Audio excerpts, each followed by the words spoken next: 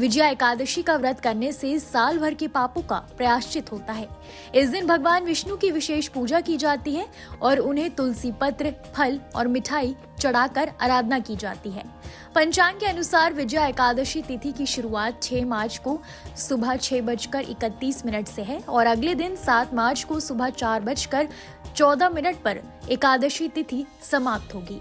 मान्यता है कि इस तिथि में एकादशी का व्रत करने से भगवान विष्णु का आशीर्वाद मिलता है और मोक्ष की प्राप्ति होती है।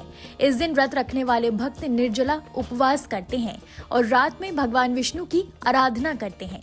इस दिन तुलसी पूजा का विशेष महत्व होता है। तो इस वीडियो में हम आपको तुलसी के वो उपाय बताएंगे जिसे अपनाकर आप एकादशी के व्रत को और ज्यादा फलदायी बना सकते हैं। कौन से हैं वो उपाय, चलिए जानते हैं। धर्म के जानकारों के अनुसार सुबह स्नान करने के बाद तुलसी के पौधे का गंगा जल से स्नान करें। तुलसी को चंदन, फूल, रोली और अक्षत अर्पित करें। तुलसी जी की आरती करें और भगवान विष्णु की प्रार्थना करें। इसके अलावा तुलसी के पौधे के नीचे घी का दीपक जलाएं। दीपक में तुलसी के पत्ते डालें। तुलसी की माला पहने। तुलसी की माला से भगवान विष्णु के मंत्र का जाप करें। तुलसी के पत्तों को पानी में उबालकर तुलसी का जल तैयार करें। इस जल का सेवन करें और अपने घर में छिड़कें। तुलसी के पत्तों से बनी मिठाई या दूसरे प्रसाद बनाकर भगवान विष्णु को भोग लगाएं। इस प्रसाद को परिवार और दोस्तों में बांटें। इन उपायों को करने से भगवान विष्णु की कृपा प्राप्त होती है और जीवन में सुख समृद्धि आती है। इसके अलावा विजया एकादशी के दिन तुलसी के पौधे को घर में लगाना बेहद शुभ माना जाता है।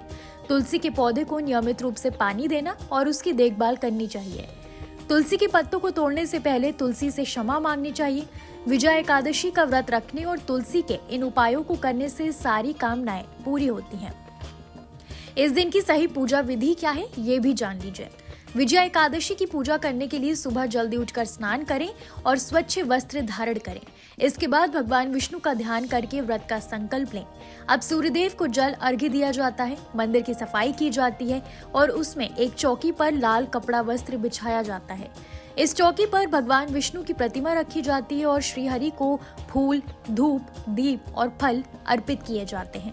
इसके बाद विष्णु जी की आरती की जाती है। भगवान विष्णु के मंत्रों का जाप किया जाता है और भक्त विष्णु चालीसा का पाठ भी करते हैं। इसके बाद पंचामृत में तुलसी का पत्ता डालकर भोग स्वरूप भगवान विष्णु को लगाया जाता है। माना जाता है कि एकादशी की पूजा में तुलसी को सामग्री में सम्मिलित करना शुभ होता है, लेकिन इस दिन तुलसी का पत्ता तोड़ने के बजाय एक दिन पहले ही तोड़कर रख लेना चाहिए। अंत में सभी को प्रसाद बांटकर पूजा का समापन किया जाता है। भक्त अपनी मनोकामनाएं भगवान विष्णु से कहते हैं और जीवन में सुख समृद्धि और खुशहाली का वरदान मांगते हैं। कैसी लगी आपको हमारी ये जानकारी, हमें कमेंट बॉक्स में जरूर बताएं। बाकी धर्म कर्म से जुड़ी तमाम जानकारियों के लिए सब्सक्राइब कीजिए हमारा डिजिटल चैनल और देखते रहिए न्यूज नेशन स्तुति।